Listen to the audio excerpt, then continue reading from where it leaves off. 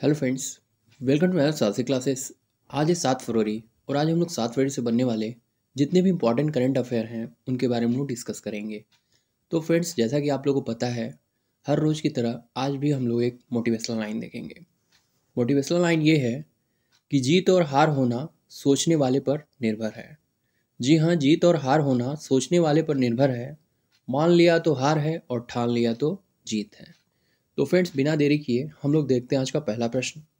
पहला प्रश्न पूछा जा रहा है कि हाल ही में पूर्व क्रिकेटर मोंटी देसाई को किस क्रिकेट टीम का कोच नियुक्त किया गया है। ऑप्शन नंबर ए है ऑस्ट्रेलिया, बी है पाकिस्तान, सी है श्रीलंका एंड डी है नेपाल। तो फ्रेंड्स, इस क्वेश्चन का राइट आंसर है ऑप्शन नंबर डी, नेपाल। और मोंटी देसाई का यहाँ पर इमेज दिया गया है। कहने का मतलब ये है कि नेपाल क्रिकेट एसोसिएशन ने पूर्व भारतीय क्रिकेटर मोंटी देसाई को नेपाल राष्ट्रीय क्रिकेट टीम का मुख्य कोच नियुक्त किया है। इसके अलावा महत्वपूर्ण बात यह है कि वह एक अन्य पूर्व भारतीय क्रिकेटर मनोज प्रभाकर का स्थान लेंगे, जिन्होंने दिसंबर 2022 में अपने पद से इस्तीफा दिया था। इसके अलावा ये भी है कि मोंटी देसाई जो हैं वे वेस्ट इंडीज़, कनाडा, यूएई जैसे टीमों के हेड कोच रह चुके हैं। और महत्वपूर्ण बात यह है कि उन्होंने आईपीएल में राजस्थान रॉयल्स टीम के मुख्य कोच के रूप में भी काम किया है। अब देखते हैं अगला प्रश्न। फ्रेंड्स, अगला क्वेश्चन पूछा जा रहा है कि सरकार ने किस वर्ष तक पीएम कुसुम योजना को बढ़ाया है। ऑप्शन नंबर ए है 2024, बी है 2025, सी है 2026 एंड डी है 2027। तो फ्रेंड्स, इस क्वेश्चन का राइट आंसर है ऑप्शन नंबर सी, 2026। कहने का मतलब ये है कि सरकार ने पीएम कुसुम योजना को 2026 तक बढ़ाया है। और महत्वपूर्ण बात यह है कि यह निर्णय इसलिए लिया गया क्योंकि कोविड के कारण योजना का कार्यान्वयन काफ़ी प्रभावित हुआ था। और इसके अलावा प्रधानमंत्री किसान ऊर्जा सुरक्षा एवं उत्थान महाअभियान, इट मीन्स पीएम कुसुम, 2019 में लॉन्च किया गया था। और महत्वपूर्ण बात यह है कि इसका लक्ष्य जो है वो है 34,422 करोड़ रुपए की कुल केंद्रीय वित्तीय सहायता के साथ 2022 तक 30,800 मेगावाट की सौर क्षमता को जोड़ना है। अगला प्रश्न देखते हैं। अगला प्रश्न पूछा जा रहा है फ्रेंड्स कि किस महीने में भारत की बेरोजगारी दर जो है वो 4 महीने के निचले स्तर 7.14% पर आ गई है। ऑप्शन नंबर ए है नवंबर, बी है दिसंबर, सी है जनवरी एंड डी है इनमें से कोई नहीं। तो फ्रेंड्स, इस क्वेश्चन का राइट आंसर है ऑप्शन नंबर सी, जनवरी। कहने का मतलब ये है कि centre for monitoring Indian economy के आंकड़ों के अनुसार जनवरी 2023 में भारत की बेरोजगारी दर 4 महीने के निचले स्तर 7.14% पर आ गई है। इसके अलावा दिसंबर 2022 के दौरान बेरोजगारी दर 8.30% थी, जबकि नवंबर 2022 में यह 8% और सितंबर 2022 में 6.43% थी। बात करते हैं आंकड़ों के बारे में। तो फ्रेंड्स, आंकड़ों के अनुसार शहरी बेरोजगारी दर जनवरी 2023 में घटकर 8.55% हो गई, जो दिसंबर 2022 में 10.09% थी। जबकि ग्रामीण बेरोजगारी दर 7.44% से घटकर 6.48% हो गई है। फ्रेंड्स, अगला क्वेश्चन देखते हैं। देखिए, अगला प्रश्न पूछा जा रहा है कि हाल ही में कौन भारतीय अमेरिकी हार्वर्ड लॉ रिव्यू की अध्यक्ष बनी है। ऑप्शन नंबर ए है रूही कपूर, बी है समीक्षा सेट्टी, सी है अप्सरा अय्यर एंड डी है इनमें से कोई नहीं। तो फ्रेंड्स, इस क्वेश्चन का राइट आंसर है ऑप्शन नंबर सी, अप्सरा अय्यर। कहने का मतलब ये है कि हार्वर्ड लॉ स्कूल में भारतीय अमेरिकी छात्रा अप्सरा अय्यर को प्रतिष्ठित हार्वर्ड लॉ रिव्यू का अध्यक्ष चुना गया है। और देखिए, वह प्रकाशन के 136 साल के इतिहास में इस पद पर नामित होने वाली पहली भारतीय अमेरिकी महिला बनी है। इसके अलावा वह हार्वर्ड लॉ रिव्यू की 137वीं अध्यक्ष चुनी गई, जिसकी स्थापना 1887 में हुई थी। और वह छात्रों द्वारा संचालित सबसे पुराने कानूनी छात्रवृत्ति प्रकाशनों में से एक है। अगला प्रश्न देखते हैं। अगला प्रश्न पूछा जा रहा है कि हाल ही में किसने 9 शॉट से चौथा एलईटी खिताब जीता है। क्वेश्चन फिर से रिपीट किया जाता है। क्वेश्चन पूछा जा रहा है कि हाल ही में किसने 9 शॉट से चौथा एलईटी खिताब जीता है। ऑप्शन नंबर ए है आरोही कुमार, बी है अदिति अशोक, सी है रोशनी देवी एंड डी है इनमें से कोई नहीं। तो फ्रेंड्स, इस क्वेश्चन का राइट आंसर है option number B, Aditi Ashok.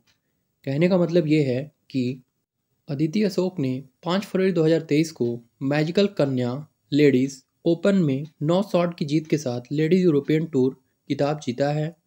इसके अलावा यह लेडीज यूरोपियन टूर में अदिति की चौथी जीत थी। और अदिति जो हैं वो बेंगलोर की एक भारतीय पेशेवर गोल्फर हैं। और महत्वपूर्ण बात यह है कि उन्होंने 2016 के ग्रीष्मकालीन ओलंपिक में अपने ओलंपिक खेलों की शुरुआत की थी। अगला प्रश्न देखते हैं। देखिए, अगला प्रश्न पूछा जा रहा है कि हाल ही में विनेश फोगट और कौन सा खिलाड़ी बीबीसी स्पोर्टी अवार्ड के लिए नामांकित हुए हैं। ऑप्शन नंबर ए है साक्षी मलिक, बी है विजेंद्र कुमार, सी है सुशील कुमार, एंड डी है इनमें से कोई नहीं। तो फ्रेंड्स, इस क्वेश्चन का राइट आंसर है option number A Sakshi Malik, जिनका इमेज आप लोग यहाँ पर देख पा रहे हैं।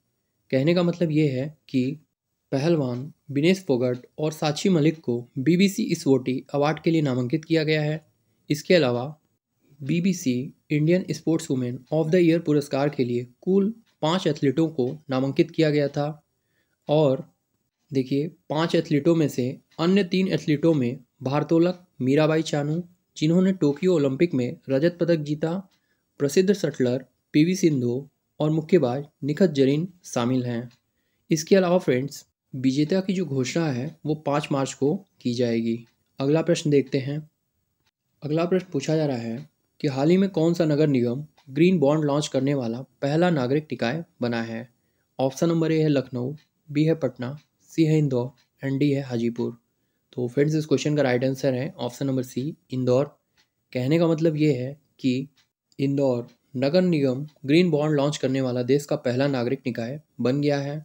बात करते हैं इसके लक्ष्य के बारे में। तो इसका लक्ष्य अपने जल पंपिंग स्टेशन पर 60 मेगावाट के सौर संयंत्र के लिए 244 करोड़ रुपए जुटाना है। इसके अलावा ग्रीन बॉन्ड के पब्लिक इशू 10 से 14 फरवरी 2023 तक सब्सक्रिप्शन के लिए खुले रहेंगे। और महत्वपूर्ण बात यह है कि इशू नेशनल स्टॉक एक्सचेंज में सूचीबद्ध होगा। अगला प्रश्न देखते हैं। देखिए, अगला प्रश्न जो है वो भूकंप से रिलेटेड है। पूछा गया है कि हाल ही में तुर्की और किस देश में विनाशकारी भूकंप आया है, जो कि 84 वर्षों में सबसे बड़ी आपदा है। ऑप्शन नंबर ए है कुवैत, बी है सीरिया, सी है उत्तर कोरिया, एंड डी है जापान। तो फ्रेंड्स, इस क्वेश्चन का राइट आंसर है ऑप्शन नंबर बी सीरिया। कहने का मतलब ये है कि 5 फरवरी 2023 को तुर्की और सीरिया में 7.8 तीव्रता का शक्तिशाली भूकंप आया है।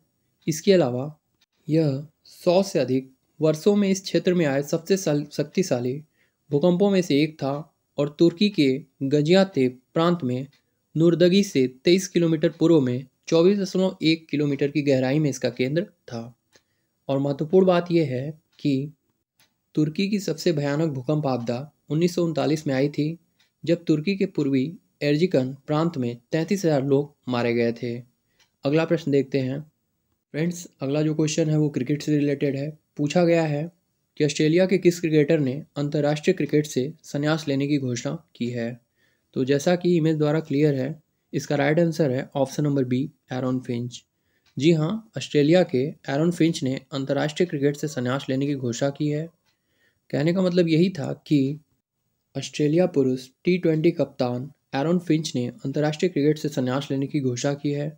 और महत्वपूर्ण बात यह है कि फिंच ने 2021 में ऑस्ट्रेलिया को पहला आईसीसी पुरुष T20 विश्व कप दिलाया था। इसके अलावा फिंच ने 2011 में अपनी शुरुआत करने के 12 साल बाद सभी अंतर्राष्ट्रीय क्रिकेट से संन्यास लेने की घोषणा की है। और महत्वपूर्ण बात यह है कि इससे पहले उन्होंने सितंबर 2022 में 50 ओवर के प्रारूप से संन्यास लेने की घोषणा की थी। फ्रेंड्स, अगला क्वेश्चन देखते हैं। अगला प्रश्न है कि आर्थिक सहायता योजना के तहत भारत ने श्रीलंका को कितने बसों की आपूर्ति की है। ऑप्शन नंबर ए है 30 बस, बी है 40 बस, सी है 50 बस, एंड डी है 60 बस। तो फ्रेंड्स, इस क्वेश्चन का राइट आंसर है ऑप्शन नंबर सी 50 बस। कहने का मतलब ये है कि भारत सरकार की आर्थिक सहायता योजना के तहत भारत ने श्रीलंका को 50 बसें वितरित की है। और महत्वपूर्ण बात यह है कि भारत के उच्चायुक्त गोपाल बागले ने बसों को श्रीलंका के राष्ट्रपति रानिल विक्रमसिंघे को सौंपा है। और सेकेंड इम्पॉर्टेंट पॉइंट ये भी है कि वाणिज्यिक वाहन निर्माता अशोक लीलैंड को श्रीलंका को 500 बसों की आपूर्ति का ठेका मिला था। फ्रेंड्स, अगर आप लोग को आज का वीडियो अच्छा लगा हो तो आप लोग इसे लाइक, शेयर एंड कमेंट जरूर कीजिए। आज के लिए इतना ही। Thank you very much.